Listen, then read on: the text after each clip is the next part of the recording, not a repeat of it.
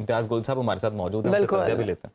Welcome to सुनो Pakistan sir. Sir, अगर हम बात करें तनाज़े की, तो तनाज़े के हल के लिए मुलाकातें भी हो रही हैं, मुज़ाकरात भी होने की कोशिश हो रही है, मज़म्मतें भी हो गई है। अमरीकी सदर और सऊदी वलीअहद के दरमियान जो है राब्ता हुआ है, तो दोहा में कतरी और तुर्क वज़ीर ख़ारजा भी मिले हैं। मगर सूरत हाल जो की त्यों है, अभी तक कोई सीज़ फायर नहीं हुआ, कोई ऐसी चीज़ नज़र नहीं आई जिससे फ़लस्तीनियों को कोई थोड़ा सा सुकून मिल सके कि हाँ, अब हालात बेहतरी की जाने बढ़ेंगे। जी, वो हालात बदलेंगे नहीं, इसलिए कि इस वक्त ऐलान कर रखा है इस हुकूमत ने कि हमास को मुकम्मल तौर पे तबाह करना है और उसमें उनको जो बड़ी ताकतें हैं उनकी हिमायत भी हासिल है।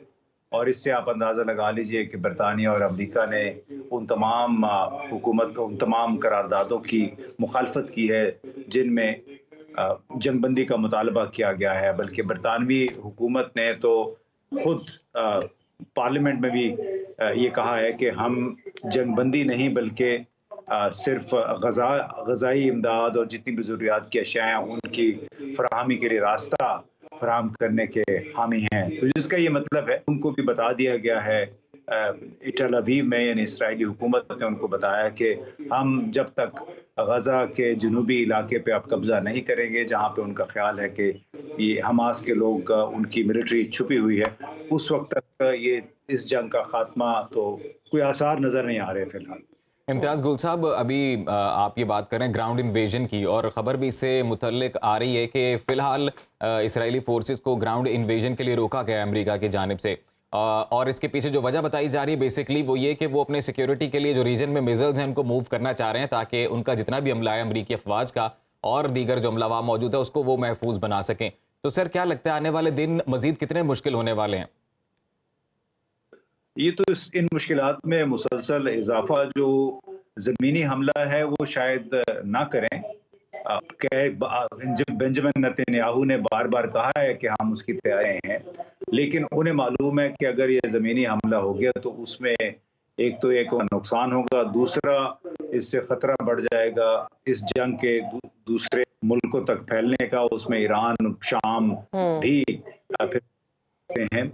और तीसरी बात ये है कि मैं नहीं समझता कि जब तक वो रॉकेट बरसा रहे हैं, रॉकेट बरसा कर अपना अगर मसला उनका हल हो रहा है, अपना मकसद हासिल कर रहे हैं, तो वो अपनी उसको खतरे में नहीं डालेंगे। और चौथी बात यह है कि अभी तक ज़्यादा यरगमाली हमास के पास मौजूद हैं, तो फिर उनकी ज़िंदगी को भी खतरा हो जाएगा अगर हो।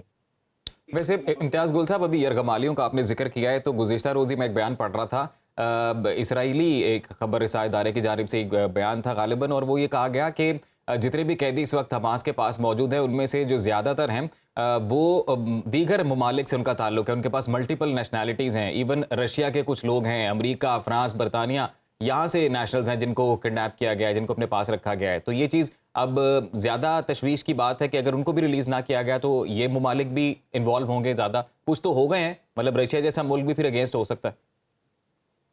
तो देखिए, रूस, चीन जैसे ममालिक या जैसे ममालिक वो तो पहले ही दूसरी तरफ है। इस वक्त तो हम जो देखें बहुत बड़ी सपोर्ट इसराइल को जो मिल रही है वो बरतानिया, फ्रांस और जर्मनी की तरफ से मिल रही है। चारों ममालिक आज़म या सुदूर बारी दौरा कर चुके हैं, इज़हार यकजहती कर रहे हैं इसराइल के साथ।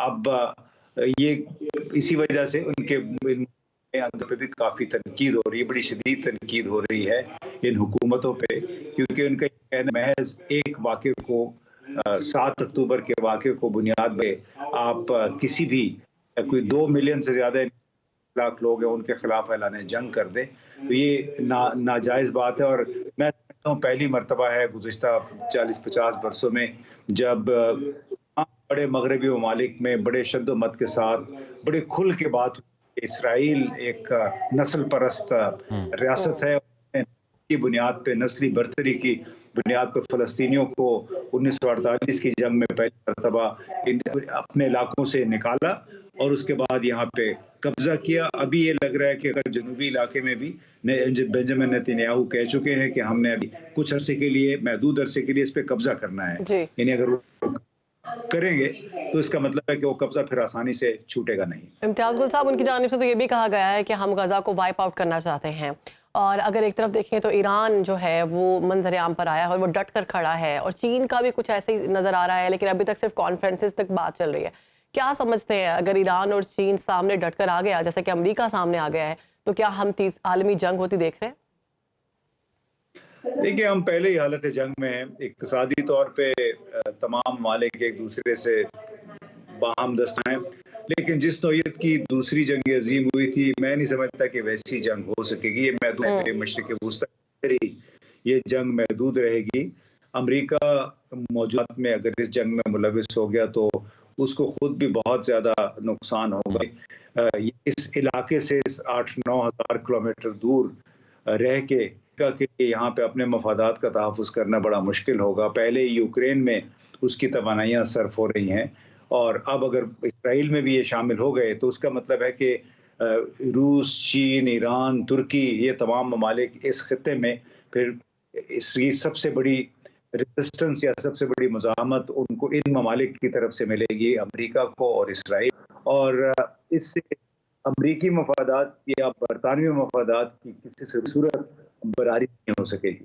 इम्तियाज़ गुल साहब, फिर क्या मुफादात हो सकते हैं इन ममालिक के? क्योंकि इसराइली अफवाज के बारे में तो कहा यह जाता है कि वो पहले ही बड़ी मॉडर्न हैं, उनकी agencies one of the top in the world हैं, मिसाइल है उनके पास, दूसरी जानिब निहत्ते फ़लस्तीनी हैं। अगर हम हमास और हिजबुल्लाह की भी बात करते हैं तो क्या वो इतनी बड़ी ताकतें हैं कि उसके लिए अमेरिका को अपने बहरी बेड़े लगाने पड़ जाएं और बरतानिया को अपनी फ़ौज भेजनी पड़ जाए? क्या अमेरिका और बरतानिया जैसे ममालिक को कोई और ख़दशा है, कोई बड़ा ख़दशा है?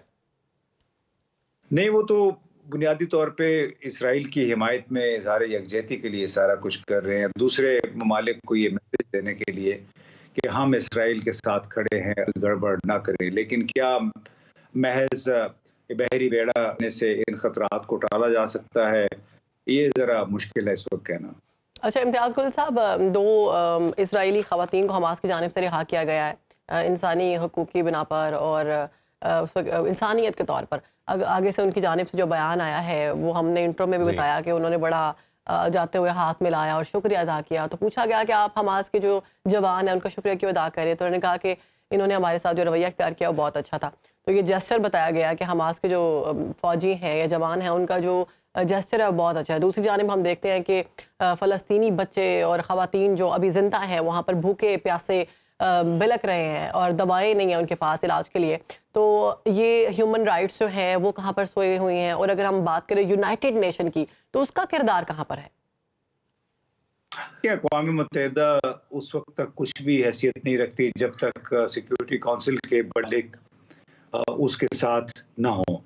तो मौजूदा सूरत हाल में अमेरिका, बरतानिया, फ्रांस, जर्मनी वो एक तरफ खड़े हैं और मुसलसल इसराइल की हिमायत कर रहे हैं। लिहाजा अक़वाम मुत्तहिदा की हैसियत कोई नहीं रही। आप देखिए ना, सेक्रेटरी जनरल गुतेरेस ने एक बयान दिया, इसराइल ने उसको अपनी मजम्मत समझा, और अक़वाम मुत्तहिदा में इसराइल के सफ़ीर बार 2 दफ़ा मुतालबा कर चुके हैं कि अक़वाम के सेक्रेटरी जनरल को मुस्ताफ़ी हो जाना चाहिए, और उन्होंने ज़मीनी हक़ाइक़ से बिल्कुल पहलूतही की है, अंदाज़ किया है, और वो हमें गैर ज़रूरी तौर पर तनकीद का निशाना बनाया है। मौजूदा जो आलमी निज़ाम है उसमें एक बड़ी वाज़ेह सी बात है कि ज्यूश दुनिया की अमीर तरीन लॉबी है, बड़े-बड़े सरमायाकार, बड़े-बड़े नेशनल कॉरपोरेशन, मीडिया में उनका असर नफूज़ बहुत ज़्यादा है, और यही असर हुकूमतों पे भी होता है। ये जितनी बड़ी मगरबी हुकूमतें हैं, ये कॉरपोरेट अमेरिका को नहीं नाराज़ करना चाहती, और कॉरपोरेट अमेरिका जितने भी बड़ा जो कमर्शियल इदारे हैं उनकी बागडोर इसराइलियों के हाथ में है, पूरा मालियाती निज़ाम उनके कंट्रोल में है। तो उस वजह से जितने भी ममालिक हैं वो अभी तक इसराइल के साथ खड़े, कतई नज़र इसके कि वो गुज़िश्ता 75 बरसों से किस तरह फ़लस्तीनियों के हुकूक़ इंसानी जो हैं वो पामाल कर रहा है, किस तरह सर, क्या उम्मत मुस्लिमा भी इसका मतलब है फ़लस्तीन का साथ डटकर इसलिए नहीं दे रही कि अमेरिका है पीछे? उम्मत मुस्लिमा की हैसियत क्या है जी? उनके पास है क्या? ना उनके पास नॉलेज है, ना उनके पास टेक्नोलॉजी है। सिर्फ तेल के पैसे इकट्ठे हो गए और वो उस पैसे को बचाना चाहते हैं। वो पैसा भी ज़्यादातर अमेरिका में और यूरोपीय बैंकों में हुआ है, तो वो मिस्र और उर्दन दोनों ने मुआहदे कर रखे हैं कि उन्होंने इसराइल के साथ जंग नहीं कर, वो बाकायदा उन मुआहदों का ज़ामिन अमेरिका और बरतानिया है। लिहाजा दो ममालिक है जो कि बिल्कुल इसराइल के साथ जुड़े हुए हैं। शाम की अपनी हालत बड़ी है, लेबनान की हालत ख़राब है, बिल्कुल दिगरगू है, तो वो अपनी किसी तौर पे भी इस हैसियत में नहीं है कि लेकिन इसराइल इम्तियाज का गुल साहब फिर मुकाबला। तो बड़े जो इस्लामिक कंट्रीज हैं इनको ज़्यादा सोचना चाहिए, क्योंकि जिन ममालिक का आप जिक्र कर रहे हैं इनकी border line eventually Saudi Arabia, पीछे इराक और फिर साथ ईरान के साथ ही कनेक्ट होती है। यहाँ पर इंसानी बहरान जन्म लेगा तो फिर यहाँ तक तो आएगा सारा मामला। सर बहुत शुक्रिया आपके वक्त का, आपने अपना खसूसी वक्त निकाला और इस वक्त की सूरत हाल है फ़लस्तीन में और गजा में बिलखसूस उस पर अपना तज्जिया पेश किया। आप कहीं भी हो, वक्त कोई भी हो, बाखबर रहिए दुनिया के हालात व वाक़यात से। अभी सब्सक्राइब कीजिए सुनो न्यूज़ के YouTube चैनल को और क्लिक करें बेल आइकन को, ताकि आप हमेशा बाखबर रह सकें।